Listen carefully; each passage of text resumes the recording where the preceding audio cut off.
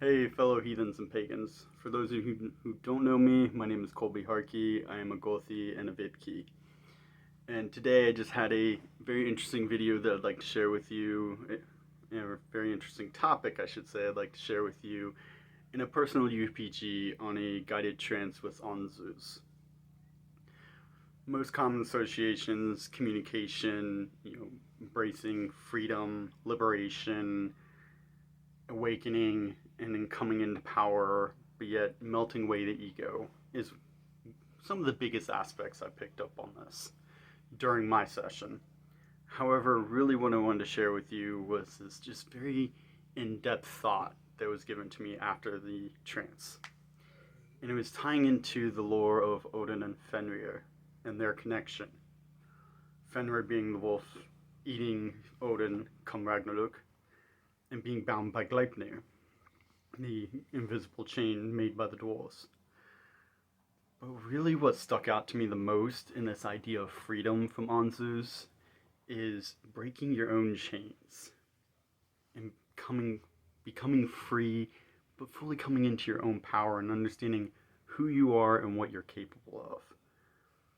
The biggest thing, or the thing that was told and shown to me, was how to use Ansuz to break our own Gleipnir, to break our own chains and be free. Tying this back into the lore of Odin and Fenrir come Ragnarok, it is said that Fenrir will consume Odin, eat Odin at the end of times come Ragnarok, after he breaks his chains. But what got me thinking was, how can we use that symbolically for our own lives? So consider this. Let's say there's something that's holding you back, something that you're struggling with, whether it's anxiety or depression or PTSD, any mental health issue, or just any concern, struggles, trials of life. How can you become free of this? I can see how we can use Ansuz. Odin being the one who's mostly associated, or being the Ansuz rather, is mostly associated with Odin.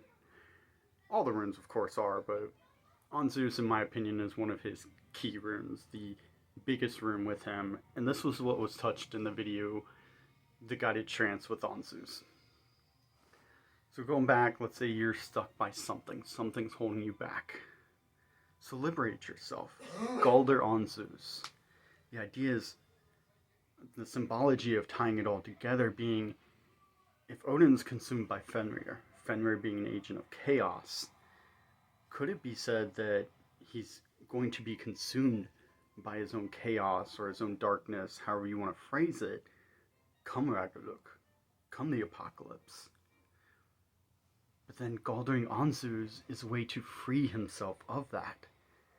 And that's part of the inspiration and the wisdom gained from Ansuz itself.